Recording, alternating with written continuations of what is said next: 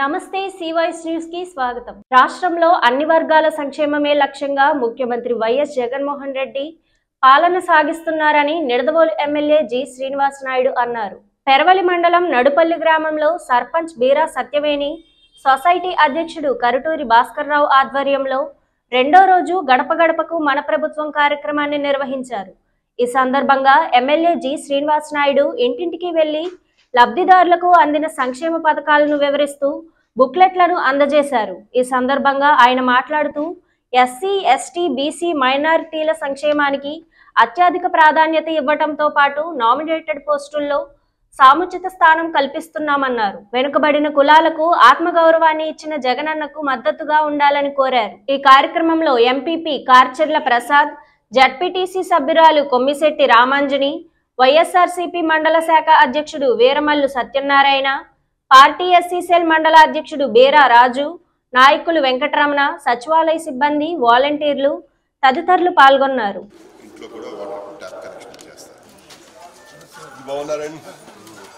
ఈరోజు గడప గడపకి మన ప్రభుత్వానికి కార్యక్రమం జగన్ గారు పెట్టిన పథకాలన్నీ వస్తున్నాయో లేదు చూస్తూ ఇంకేమైనా ఉంటే ఇబ్బందులు ఉంటే తెలుసుకుందామని వచ్చాం.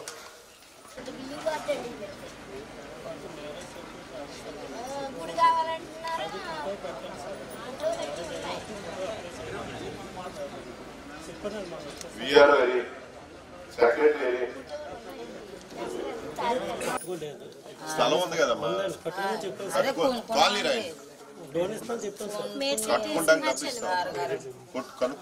కట్టుకుంటానికి డబ్బు ఇస్తారు.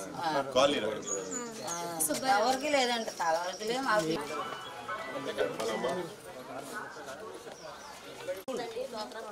పెన్షన్ ఇస్తారు, డ్వాక్రా రుణమాఫీ,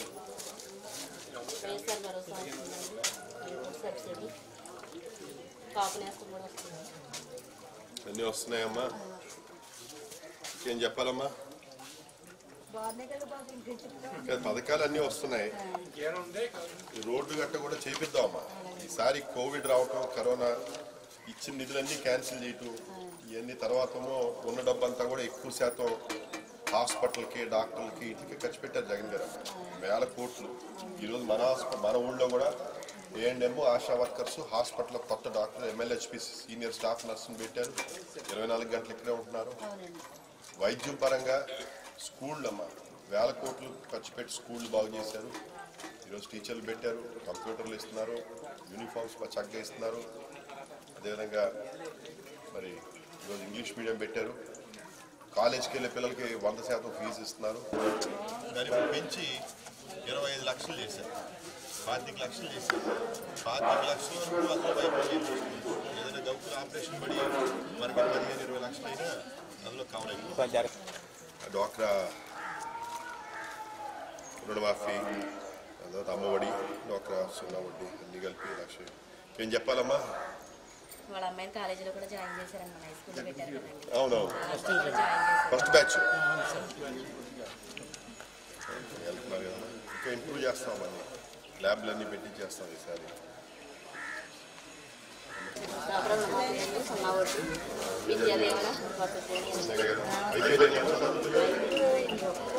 లోన్ కూడా వచ్చేస్తే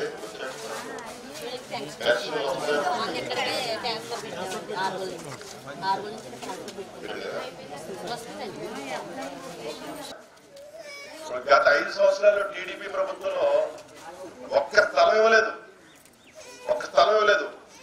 మరి మీరు అప్పుడేమన్నా అడిగారమ్మా తెలుగుదేశం వాళ్ళని మాకు స్థలం ఇమ్మని? మీరు అడగలేదు. మీరు అప్పుడేమన్నా అడిగారా ఈ అమ్మఒడి ఇలాంటి పథకాలని ఇమ్మని, కాపు నేస్తం ఇమ్మని? ఏం అడగలేదు. ఎందుకంటే తెలుగుదేశం కూడా పైసా ఇవ్వలేదు, ఎవరికి ఒక ఇళ్ల స్థలం ఇవ్వలేదు, స్కూళ్ళు బాగు చేయలేదు, హాస్పిటల్ బాగు చేయలేదు, ఏమీ చేయలేదు. ఈరోజు అన్ని చేసుకొచ్చాం, మనం చేస్తున్నాం కనుక అడుగుతున్నారు. 4 కోట్లు ఖర్చు పెట్టి అన్ని చేసుకొచ్చాం. స్కూళ్ళు, సచివాలయాలు కట్టాం, రైతు భరోసాలు కట్టాం, హాస్పిటల్ కట్టాం, స్కూళ్ళు బాగు చేసాం, వాటర్ పైపులు వేపిస్తున్నాం 1 కోటి రూపాయలతో, ఇళ్ల స్థలాలు ఇచ్చాం, ఇల్లు చేసాం, రోడ్లు ట్రైన్లు చేసాం. ఇంకా చేయాల్సి ఉన్నాయి, రోడ్లు ట్రైన్లు ఇంకా చేయాల్సి ఉన్నాయి. 2 సంవత్సరాలు కోవిడ్ వచ్చినా సరే ఒక్క పథకం ఆకుండా జగన్ గారు ఇచ్చారు. ఇంట్లోంచి బయటికి వెళ్ళే అవసరం లేకుండా ఈ రోజు వాలంటీర్లు పెట్టారన్నమాట. పెన్షన్లు ఇంటికి తీసుకొచ్చేస్తారు. ఈ పథకం కాపు చేస్తూ తీసుకుంటారు. మీరు ఎక్కడికి వెళ్ళి లైన్లో ఉంచుకోవాలి? మీరు ఈ వార్తలు ఇంతటితో సమాప్తం. నమస్కారం.